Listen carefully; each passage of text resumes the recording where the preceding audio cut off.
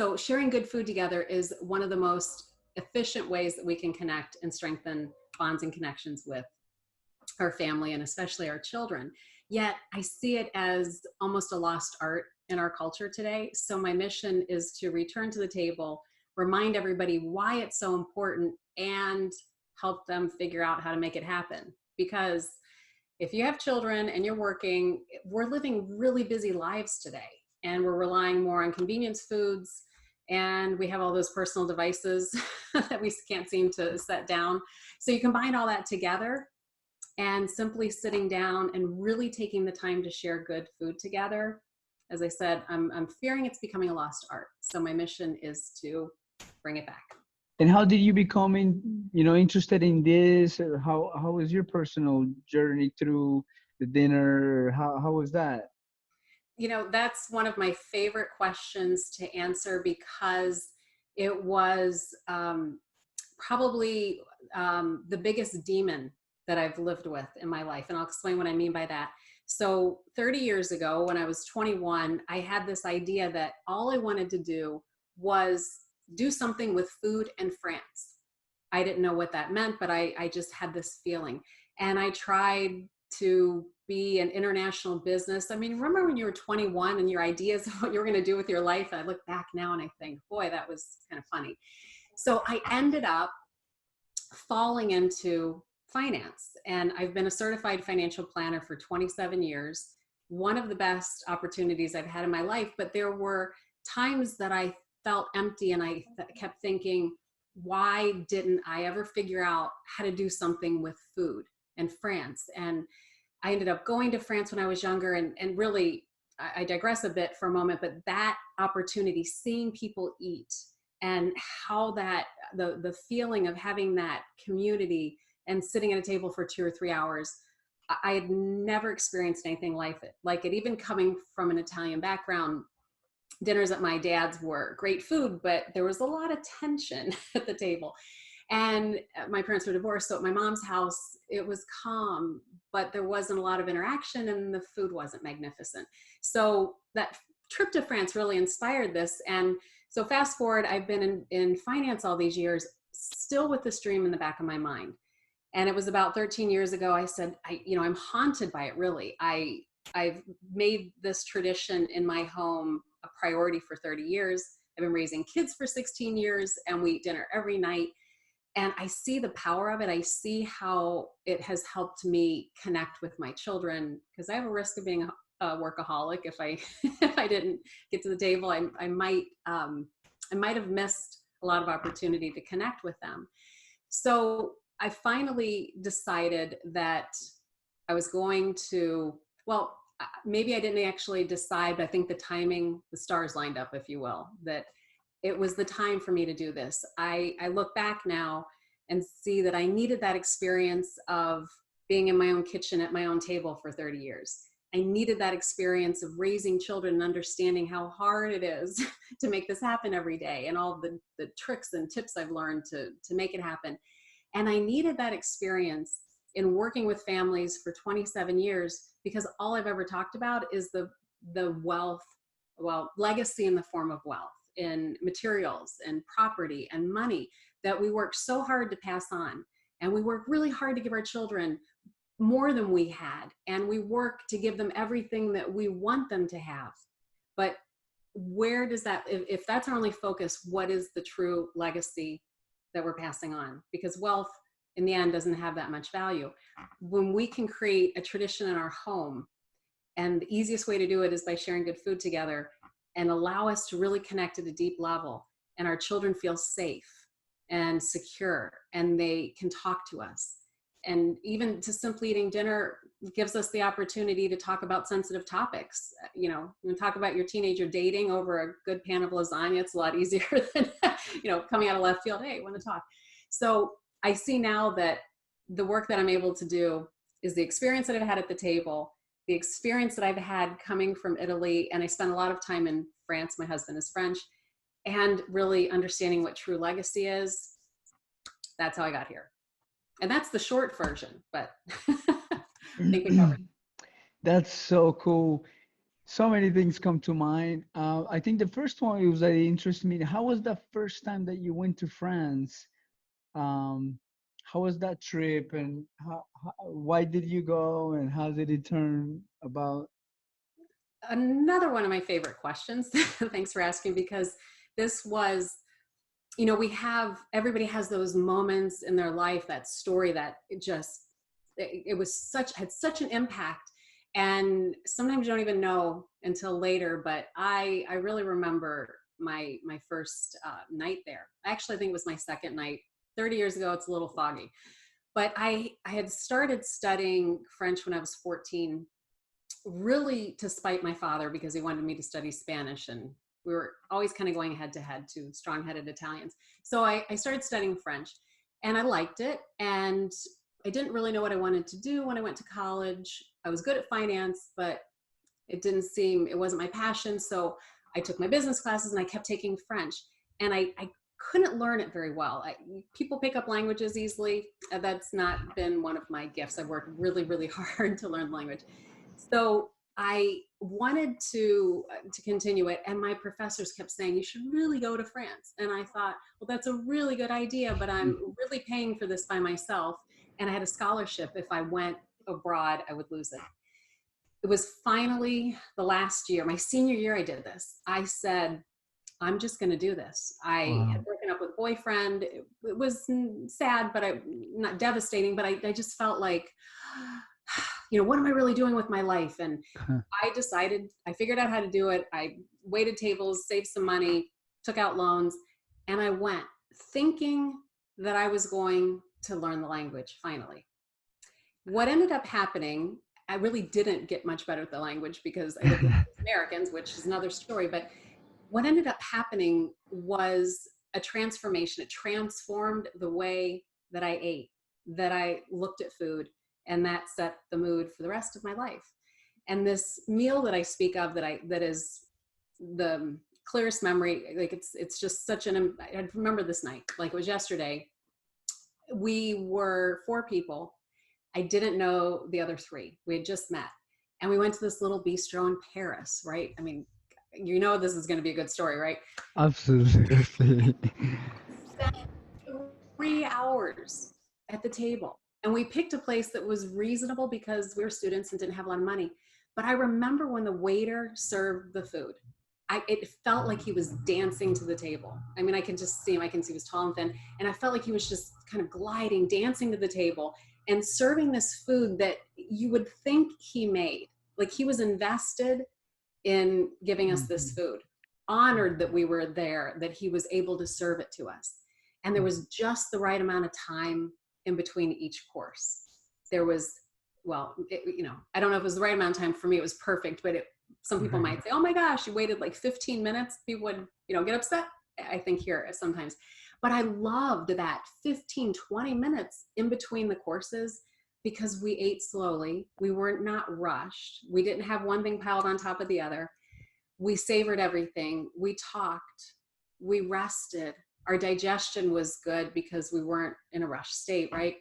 We sipped wine. Actually, we started with a little aperitif. They gave us a little cocktail and a snack, little mise en bouche.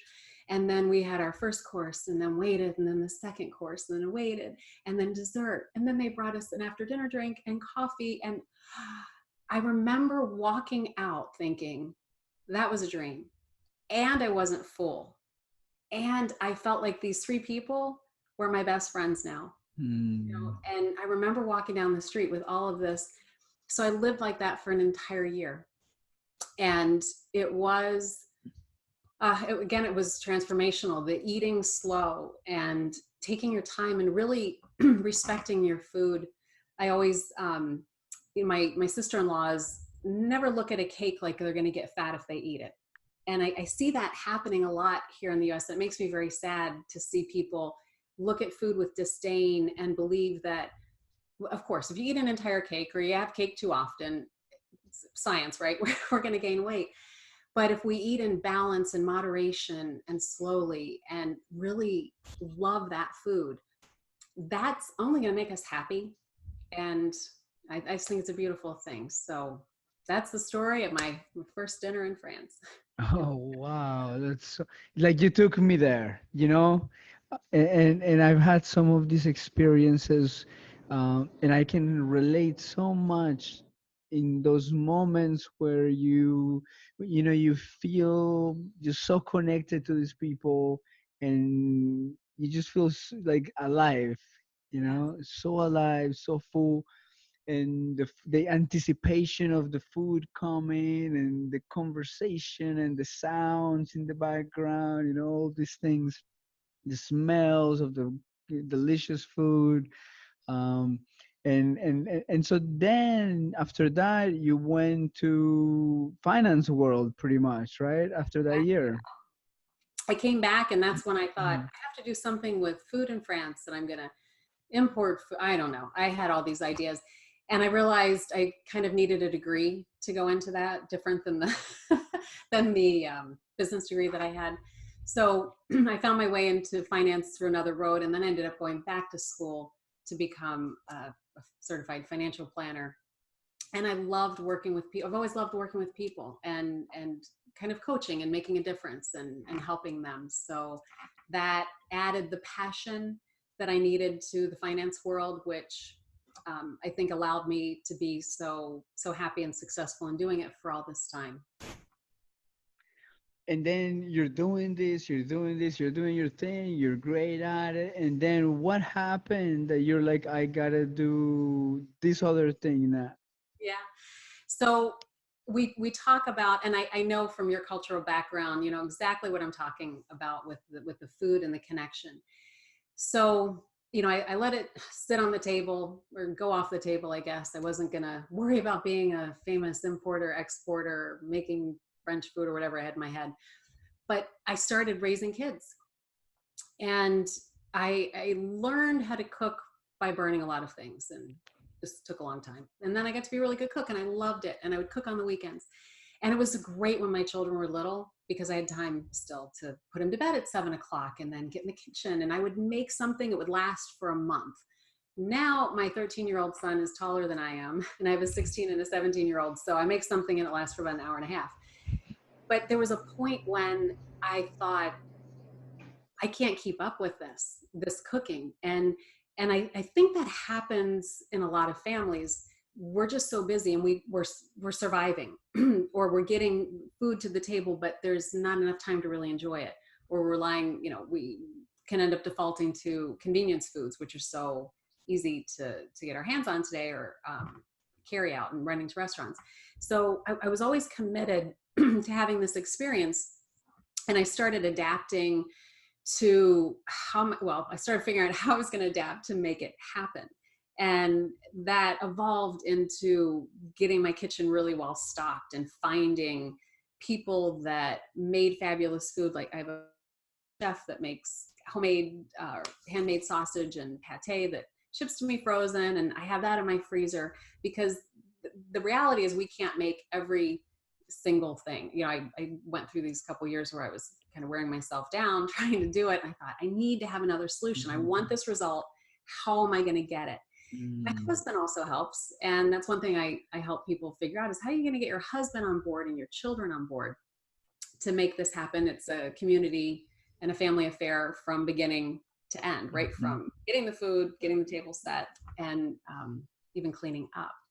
So I think I forgot your original question. How did I, because I feel like I'm Yeah, digressing. no, you're doing you're saying right there like how from the finance world you started kind of making this transition Yes. into figuring out like how do I get this result, and so you were telling me that, and so yeah, Yeah. So definitely. there's a very important point. How I finally crossed the bridge. So I managed to figure out how to do this and keep it going for my family. Now, when you have kids, you're exposed to so many families, and you see so many kids. There's always kids in my house, and I saw this as a common problem, that Mm. people, um, and then, this is in absolutely no way any judgment. It's just something that I've observed, and something that's interesting that's happened in my home. My friends, or my kids' friends, children's friends, will come over and they'll say, wow, okay, this is good. And they'll eat. And then parents will call me later and say, what did you give them? Because they never eat salad, or they really liked your food. And I always kind of chuckle because it's usually something really simple. I don't have a lot of time. I'm still running my financial planning practice. I still have these 3 kids, a husband, a house. And part of what I share with people is how to make this fabulous food end up on the table. And in the French and Italian cultures, a lot of what they do is really, really simple. So I had that experience watching children. I would listen to moms, and one of the most common things I would hear, parents pick up their kids and go, oh, I have to go figure out what's for dinner now. And it was this heavy, and I felt sad. I kept thinking, I shouldn't tell her that I'm getting ready to go in my kitchen. I can't wait to figure out what's for dinner, because I'm always rolling something from the day before, or finding, oh, we have this, let's make this and put this together. Once you have a few, like once you have the essence for this skill, it's amazing what you can put together when you Mm. look in your fridge and it seems like there's nothing. And that's like getting dinner ready and sitting down with my family is the best part of my day. I'm at peace. I get to talk to them. I don't have my cell phone. I don't let anybody try to talk to me. There's no clients, and it's sacred. It's just, it's a beautiful time. So I, I want to help people have that experience so that children are enjoying food more. We have a different relationship. I always say it's just as important how you eat as much as what you eat. We're so focused on, which is good, so much more organic and healthy food. We're so much more conscious about that today. But I really want to invite everybody to think about how we eat, how we chew, how we sit, how we talk, and everything that goes along with that. So that's, my mission to help bring this information out there is really what helped me cross the bridge to say, okay, I'm going to write a book. I'm going to do this. I'm going to put together this information to share. That's awesome. Yeah, it makes me think of a time. I think in Colombia, where I'm from, there's a lot of impact. There's a lot of um, a lot of energy put into eating together, having meals together, laughing, joking, all this. And but one time you made me think of a moment. I was in Nepal, and I spent some time up with the guru, some mountain up there, but he was super cool. And we used to sit down in the floor, Mm, like back in the day. And he was telling me that when he built the ashram, it was like a school. And he said, I wanted to have the experience like they did like hundreds of years ago. I didn't want to build a table or anything.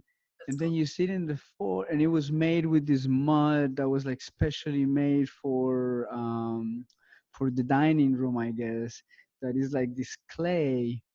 And we sat there, and I just remember like everybody sitting, down in the floor, and we're just kind of eating, and they eat with their hands a lot. And he's just like, and he always said like experience the food, experience when you chew it, experience. And I just remember they had a cucumber farm outside, and the cucumbers were like this big, and they were super sweet. And I just remember sitting there in that kitchen, eating that cucumber, and it was like you're so alive, and like you feel like you're alive, like you're living. Your brain, you can feel it's like something is hitting it. Um, and so that's amazing to and then moving here to United States, it is crazy because I mean, I'm a workaholic too. I work so much and everything, and it has been really recently that I've been kind of being conscious about putting this into practice, and it makes such a big difference. You're so right about in the connection and the conversations, and we need this so much in the world right now. Hmm. You know. I agree. I agree. And how do you see that it could that how do you see it's helped people implement this? Well, I have a lot of success stories. I'm going to pick, okay, so I'm going to just pick a couple topics. For some reason, this is the one that's coming to mind, which probably isn't the one you think I would start with. That's cool. Because we've talked about, I keep talking about children, and there's so many benefits to sitting down to eat. I actually think it's one of the most undervalued and overlooked things that we can do every day, really how we eat and taking the time. But I've had people remark, and I've seen this happen with different people, and I know it can happen. It can strengthen your relationship with your spouse, and so some things that I've, and this is one of my favorite ideas. I don't know why I'm tripping over my tongue, but I call it date night in the kitchen. And probably why I'm tripping over it is because when I suggest this, excuse me, sometimes people think, are you crazy? I just want to get a babysitter and I want to go out. And you should do that. But that's not always easy, and it's expensive. And I remember, trying to organize my mom to come over and the kids and the timing and the dinner. So if you get the kids into bed, and instead of turning on Netflix for half an hour, getting your emails done, get your spouse and get in the kitchen, pour a glass of wine or make a cup of tea, and just, if your husband maybe isn't even involved in doing a lot of the cooking, it would be a great time to just have him chop some vegetables that you're going to use to make a soup. And you freeze that soup so that you have a little stock. When you need something for last minute dinner, you can make a pasta and a soup. And I don't want to get too far into food, but this time may feel a little awkward at first, but it imagine you're just hanging out and you're helping each other. So you're getting a chance to relax, the wife usually, because she's getting help with all the chores she has to do. And it's a beautiful time. And the dad is now invested in making this time happen, because once, I should have invited my husband here today because he loves to talk about this, but once you experience this time at the table, and like, the most amazing food is coming, and it can be a tomato of the season with fresh mozzarella and fresh basil and a good olive oil. And that is an amazing dish. Like, that will be an experience if you eat that at your table. Much different than a salad with a jarred dressing. It's completely different, and it's no effort. So when you start having this kind of food and this experience at the table, you want it every day. And getting everybody involved, having dad help cook a little bit every night, and it gives you time to talk, because you can't always get out for date night, but you can usually hang out in your kitchen in the night, evening. I've seen, in my family, I think this has been, it's been very helpful for me to talk about sensitive topics with my 3 teenagers. They're at the dinner table, they're eating their favorite food, maybe having a little piece of chocolate after dinner, and we're all feeling safe and comfortable, and you're open after, like, think about how you feel after you have these amazing meals, and you're satiated and satisfied both physically and emotionally. And it's a really good time to talk about something that could be sensitive or embarrassing or awkward. And I tell a lot of stories to my kids. To maybe we shared with them, my younger one not so long ago, what it was like when I was dating, and he said, "You dated?" Like, yeah, a long time ago, but I did. And they're eating pasta, and you're talking about this, and it's a way where I think as parents, it is, we can't have too many ways to connect with our kids, and we can't have too many ways to create the space and the opportunity for them to feel comfortable talking to us. So those are just 2 that come to mind, but it can also help you reduce your stress and manage your weight and just have more fun. So byproducts, but lots Yeah. of benefits. Yeah, you're right. It's crazy because when you look at the data, from my perspective, like in the medical health, and when you look at the blue zones, which is the areas you probably heard that where they live the longest, the healthiest, and when the scientists looked at these areas, they said that there was like the power 9, Yeah. these 9 things that all these cultures that live the longest, live the healthiest, they do, and most of them have like a community dinners. Yeah. They have sit down dinners, like it's so healthy for our brains.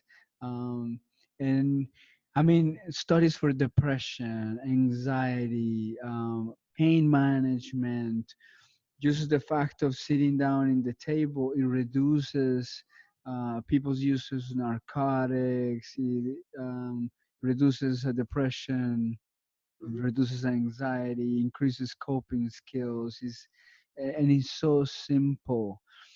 And then, one of the things that you're making me think of is there's a book by Ray Dalio, which is interesting because you're in the financial world. I don't know if you've probably heard of.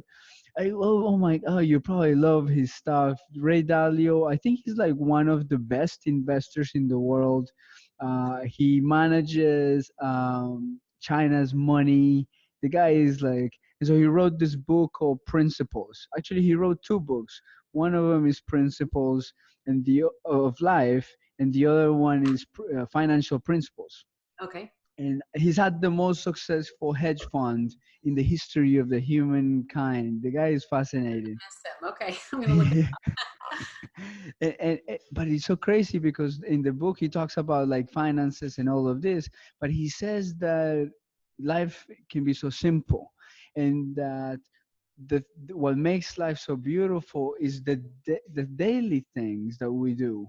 He says that it doesn't matter how wealthy he is, which is like one of the most wealthiest men in the world, that sitting down with his family to eat dinner is oh, one of the keys to his life. And so like this is so important. oh, did I miss him? I'm gonna have to look him up and I'm gonna read his book. That is fabulous. Mm-hmm.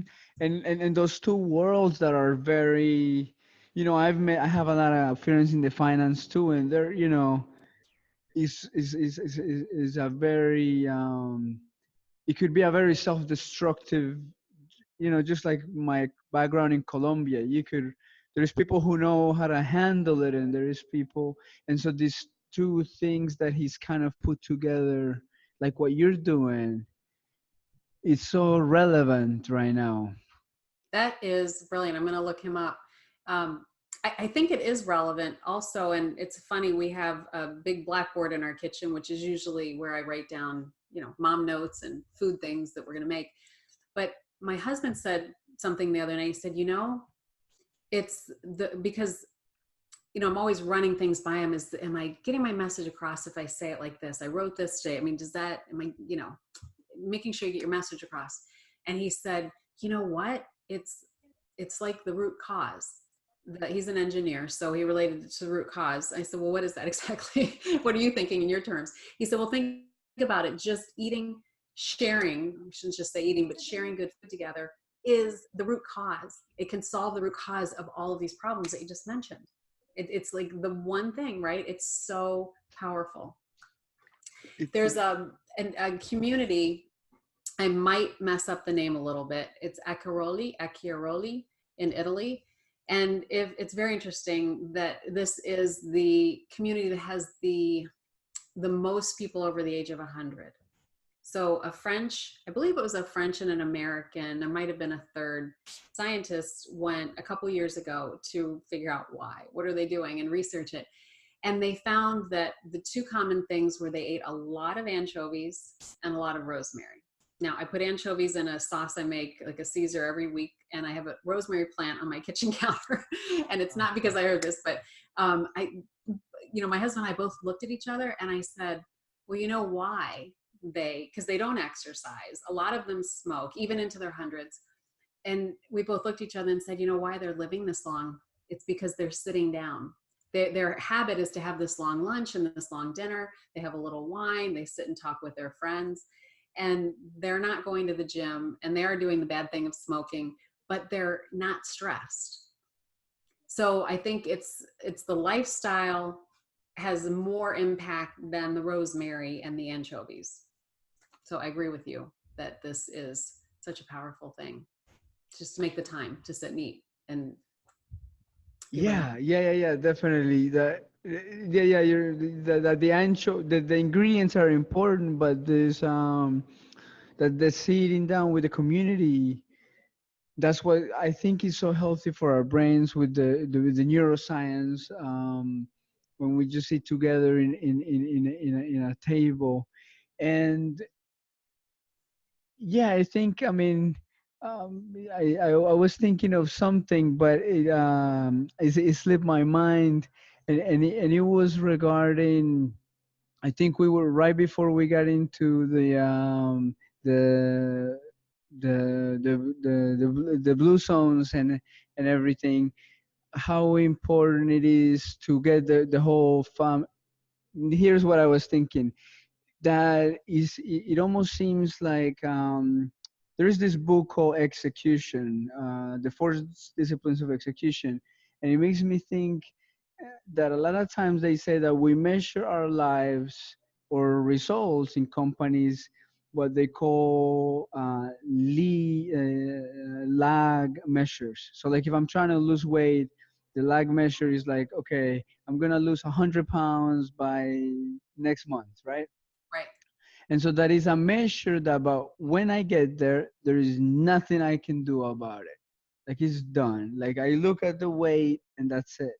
Right. But they say that the biggest thing is a lead measure, which is something you do every day.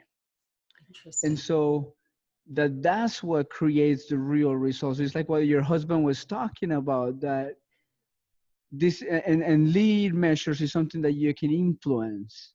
Like it's not the weight number, you can't do anything about that, but sitting down is something that you can do and then mark and Right. check. And so Right. then that consistent discipline creates the result. And so he says that many people focus on that result, but actually what we need to focus on for execution is on the lead measure. Am I doing that every day? I love that because there is no end, and you're always working toward it. You do it every day to get that result, but it's ongoing. Like there's nothing, you're not going to stop. You don't stop sitting down and eat dinner. Yeah, right. And so I think about it like okay, like sending a text to my wife every day. If we're having problems and I'm not, like if I looked at my calendar in the past 5 days, I haven't done that. Like it's on me. Right. So it's the same with the dinner. I think like the amazing conversations you have with your teenagers. I feel the same way. Like, oh, I feel so disconnected. Like, and then I look at the week. Well, I haven't had dinner like Yeah. 5 days. So the lead measures are not there, and so it's like it's almost like a blessing or a curse, because once you know that that's the way out, then it's up to us, right? Right.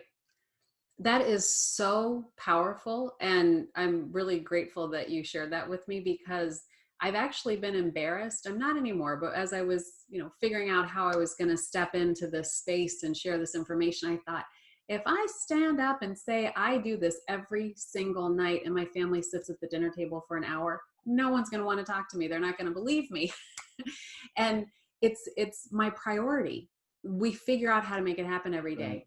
And there's something as simple as a 5-minute pasta with with fresh basil and parmesan and truffle oil, for example, and a soup that's in the freezer and a piece of dark chocolate or some cherries or fresh nuts. You have a little 3-course meal that really took 7 minutes to make. But if you have good stuff on hand and you have this essence, this muscle, like you know how to do it, it happens really fast. And you can't, like, I can't not do it. It would ruin my day. I wouldn't feel good, right? If you don't connect with your spouse, if you're not texting her and sending her that little love note, you're not gonna feel good, right? You want to do it every day. It's part of your essence. So Mm. this understanding that process, because I see it as a lot of comments I get are, well, we do, yes, we have family dinner, but we didn't do it the last couple nights because we were really busy with it. There's always an excuse, right? I mean, there's always going to be an excuse. I didn't make it to the gym because, I was tired or had this. But when you go to the gym on the days you don't feel like it, sometimes they're like the best, best workout, but you want that end result. So anyway, it's not a negotiable for me. And I just, I love it. Yeah, that's so yeah, because you look at some people in a crowd and you can tell that person works out 7 days a week, no doubt about it, right? And so for them is a must. It's something that they do. This is what they do. This is life.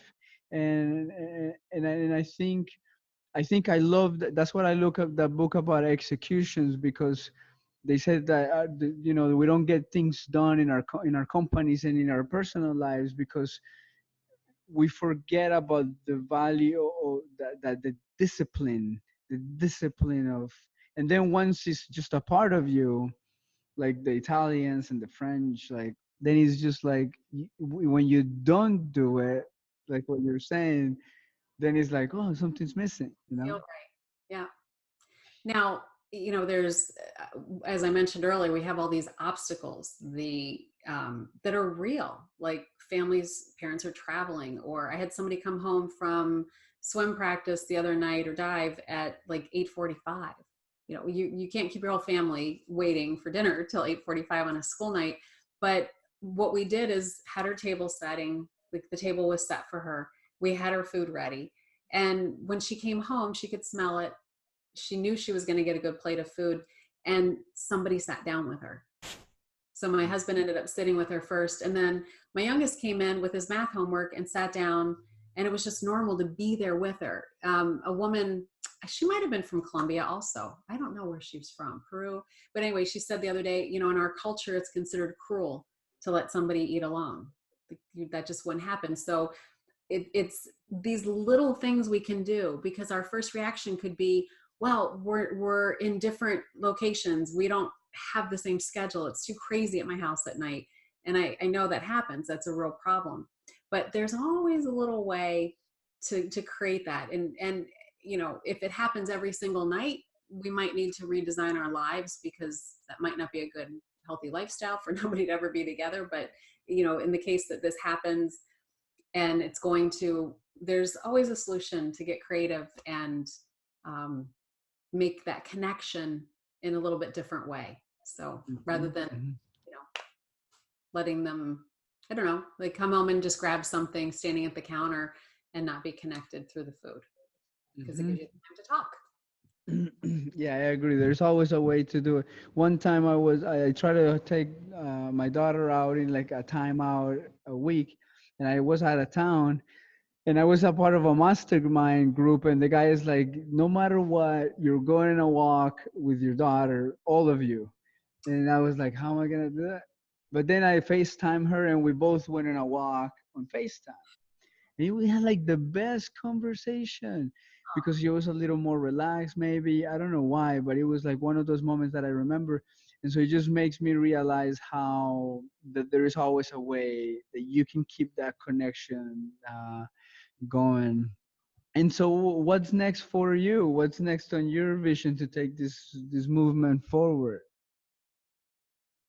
Well, I say we because I already feel like I'm part of this new community, but I've opened a private Facebook group where I'm inviting all of the moms and dads that want to continue this conversation, to solve the problems and to get inspiration, because it's about the food, but it's so much more, right? We have to, there's a mindset component, because when we want to accomplish something, it gets hard. So I want to share inspiration and keeping that mindset. Why are we doing it? We need to know what our why is, right? What's the end result that we're trying to, so it keeps us going on those hard days. What gets you off the couch into the gym? What gets you in the kitchen to make dinner? And then sharing ideas on how to get that fabulous food to the table, and the art of conversation. So that's the point. We get to the table and talk, and it's a fabulously fun place to hang out, so we can inspire each other and help make this happen, because it really is creating a true legacy. And then there's also going to be in-person events that I'm planning. We actually have one coming in November here in Michigan, which I'm very excited about, to gather, much like eating family dinner, a very intimate group of women first, and then I'm going to be including doing an event for husbands and wives. And the ultimate is to take this experience into France. So my husband and I will be taking families, and I'm going to take women, but then we're also going to take families to France, which is where all of my husband's family is. I always joke there's 42 of them in like a 3-block radius, which is fun and intense. And so I have winemakers in the family, and people that want to help share cooking ideas and beautiful house that I have ready when I am with my group. So that is the goal, to talk about this experience is one thing, but to have the experience is how we are going to get the essence in our body, in our everything. So that's what I'm up to, and it's going to be fun and delicious. And That is awesome. Yeah, it's like somebody can tell you like and describe how ice cream is and how the taste is, but it's like when you taste it, that's when you have it. The same with having dinner like with a group of people. That sounds awesome. Going to France and having dinner. And so, and this in November, the one in Michigan, you the one said? in Michigan, yes, it's November the 6th in an old, this is a cool story. It's in Meadowbrook Hall, which is an old mansion. Matilda Dodge from Dodge, the car company, because I'm here in automotive, Detroit. And she, when her husband died, she remarried and they built this beautiful mansion. They also built, well, she built the university, so I'm misspeaking a little bit, but she built Oakland University right in her backyard. And I've been looking for a place to hold these events, and it just couldn't be anywhere. I was looking for something that, it had, I actually didn't know what I was looking for, but I knew what I wanted. I couldn't put my finger on it. Gotcha, And I gotcha. went there to look, and I went, oh, I'd forgotten. It's in my backyard. I'd forgotten about the history, but she built this university because she was such an advocate of education and children. And I was reminded of that while I was there. I got chills and I thought, oh, the spirit of Matilda Dodge is blessing this work, because it's in this mansion. We can meet in the dining room that has her original dining room table. That is some serious rich history. And that's what I'm talking about. Teaching is how to create our own family rich history. And so just imagine being at that table and in this mansion, in this place that was just so beautifully created. And yeah, so I'm thrilled and very, very excited that that's the location for us. It's just feels magical, and it's going to be magical. Awesome. Oh, I love the whole story. Coming to Michigan. Well, the first one's for the mamas, and then we'll do the mamas and papas another time.